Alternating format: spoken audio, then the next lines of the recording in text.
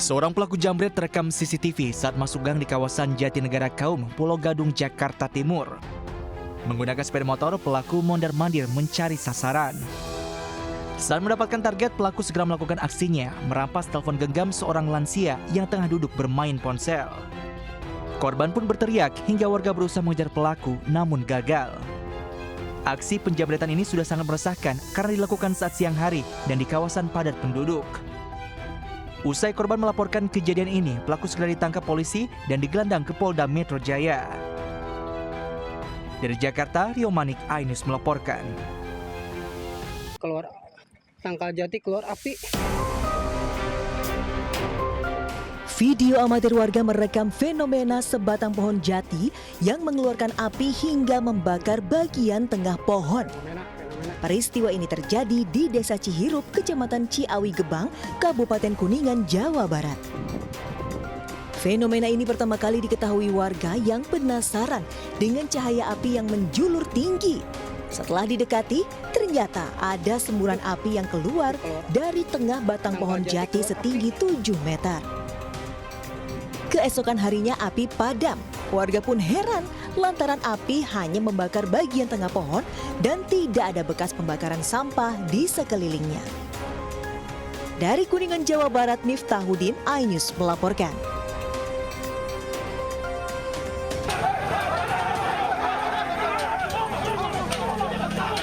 Aksi saling dorong antara massa dari penggugat dan tergugat mewarnai eksekusi tanah dan bangunan seluas 1.500 meter di Jalan Lebak Bulus 3, Jakarta Selatan.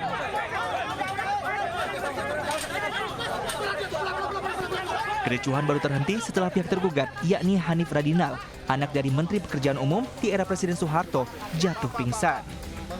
Hanif dibawa ke rumah sakit dan dinyatakan meninggal dunia. Meski ada insiden, namun PN Jakarta Selatan tetap melanjutkan eksekusi. Kuasa hukum tergugat menyayangkan eksekusi tersebut karena menganggap gugatan dari korban masih berproses di tahap pembuktian. Shock, dia juga kaget semuanya, tapi memang begitulah.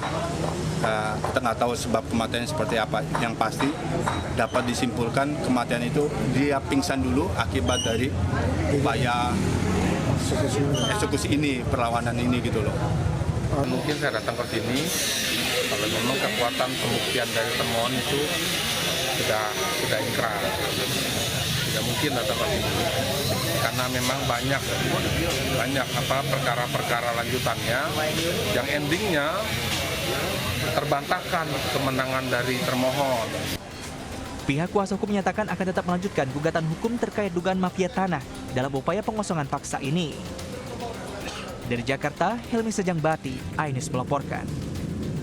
Pemirsa, seorang wanita pengemudi taksi online jadi korban perampokan di ruas tol Lingkar Luar, Jati Asih, Bekasi, Jawa Barat. Pelaku yang menjadi satpam mengaku nekat merampok lantaran terlilit hutang biaya pernikahannya setahun lalu.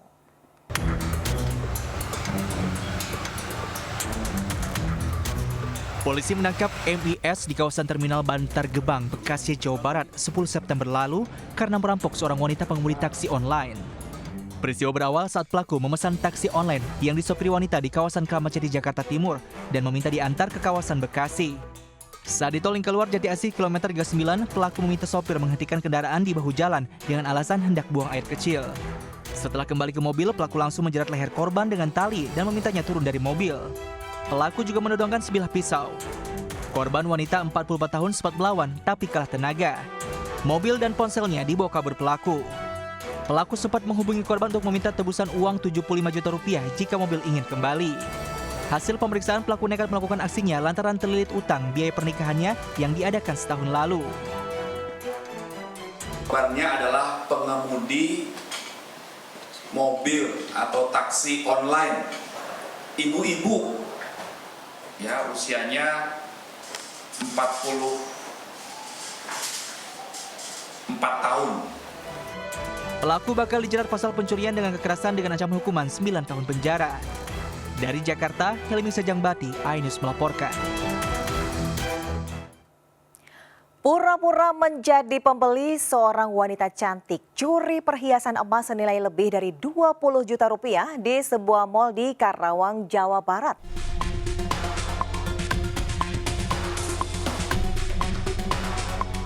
Seorang wanita nekat mencuri emas di toko perhiasan di Karawang.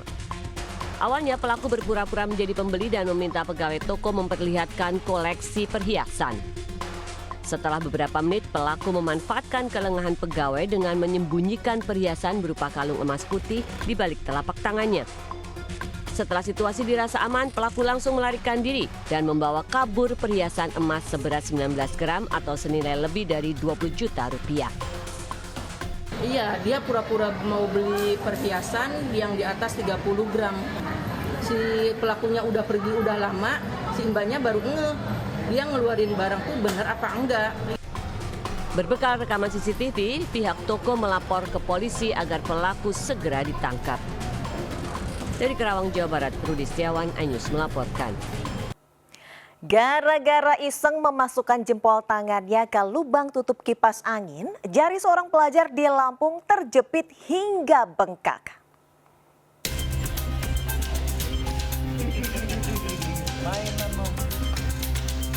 Nasib apes menimpa seorang siswa SMA negeri di Kota Metro Provinsi Lampung. Akibat iseng, jari pelajar ini terjepit menutup kipas angin plastik dan tidak bisa dikeluarkan.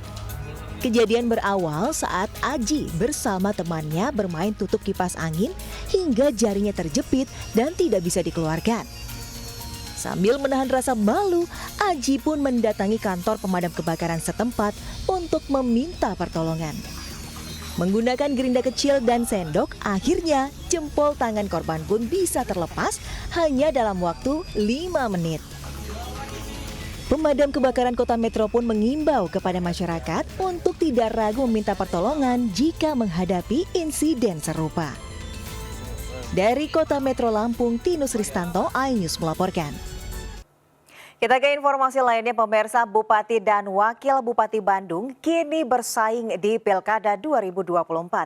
Artis Sahrul Gunawan mantap maju sebagai calon Bupati Bandung akan berhadapan dengan Dadang Supriyatna. Menariknya, Dadang Supriyatna maju sebagai petahana dengan menggait artis Ali Syakieb sebagai calon Wakil Bupati Bandung.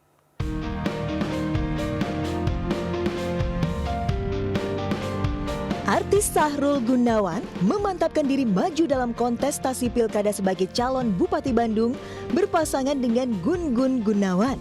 Sahrul yakin pengalamannya sebagai wakil bupati sejak 2021 menjadi modal mengetahui apa yang dibutuhkan masyarakat Bandung.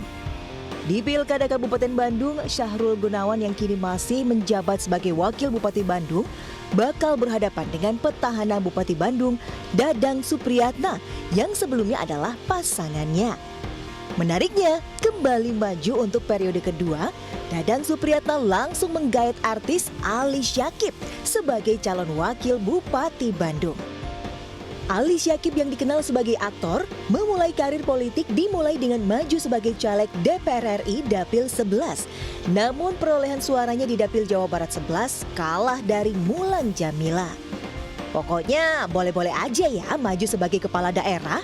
Yang penting jangan cuma modal popularitas, tapi harus unjuk kualitas untuk memajukan daerah. Pemirsa, seorang wasit dikejar puluhan supporter usai menganulir gol yang terjadi dalam pertandingan Tarkam di Pasuruan, Jawa Timur. Supporter menuding tim kesayangannya kalah akibat adanya kecurangan.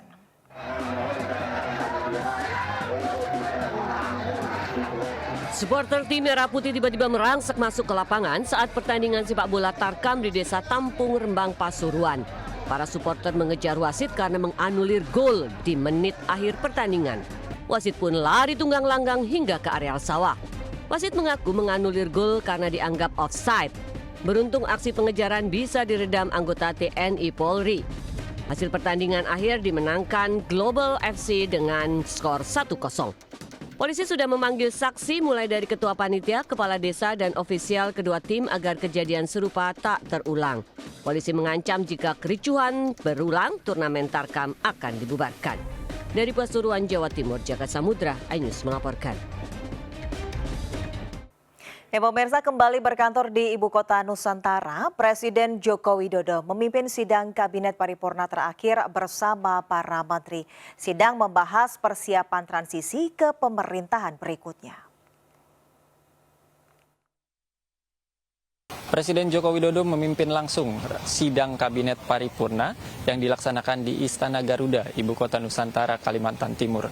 Sejumlah menteri dari Kabinet Indonesia Maju turut serta hadir dalam sidang Kabinet Paripurna terakhir ini, diantaranya yakni menteri-menteri yang baru saja dilantik seperti Menteri Sosial Saifullah Yusuf dan juga Menteri Investasi Rosan Roslani.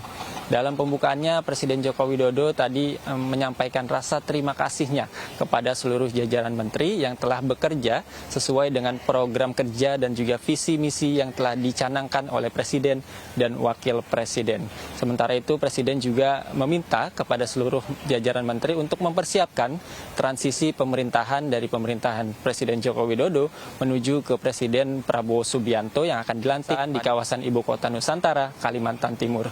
Presiden Joko Widodo akan berkantor di Ibu Kota Nusantara, Kalimantan Timur ini hingga 19 Oktober 2024 mendatang. Meski begitu, nantinya Presiden Joko Widodo juga akan melakukan kunjungan kerja ke sejumlah daerah lainnya, namun nanti akan berangkat dan juga kembali ke Ibu Kota Nusantara. Dari Ibu Kota Nusantara, Kalimantan Timur, Muhammad Zulhilmi melaporkan. Akibat tidak adanya pasokan air bersih dari perusahaan air minum Jakarta Pamjaya, warga pun mengalami krisis air bersih di Duri Kosambi Cengkareng, Jakarta Barat. Untuk memenuhi kebutuhan air, warga rela antre mengambil air tanah. Ini air tanah. Jadi setiap warga bisa isi. Sama sekali tidak keluar kan? Warga harus antri mendapatkan air bersih dari air tanah warga di Jalan Al Barokah 2 Duri Kosambi Cengkareng, Jakarta Barat. Warga mengaku selama ini air bersih dari perusahaan air minum Jakarta Pamjaya tidak keluar akibat adanya gangguan. Untuk memenuhi kebutuhan air sehari-hari, warga juga harus rela mengeluarkan uang lebih untuk membeli air isi ulang. Meski sudah berkali-kali protes, hingga kini kondisi air dari Pamjaya tak kunjung diperbaiki. Matinya air ini yang untuk saya pribadi ya, saya sudah lama, kurang lebih 5 tahun ada. Air itu tidak lancar, sama sekali tidak keluar. Bahkan saya untuk mengkonsumsi air minum itu saya beli air durungan, 1 pikul 9.000. Dalam 1 minggu saya beli 1 pikul. Warga berharap pemerintah segera memberikan solusi untuk menyelesaikan permasalahan krisis air di pemukiman mereka. Dari Jakarta, Miftahul Gani, Anyus melaporkan.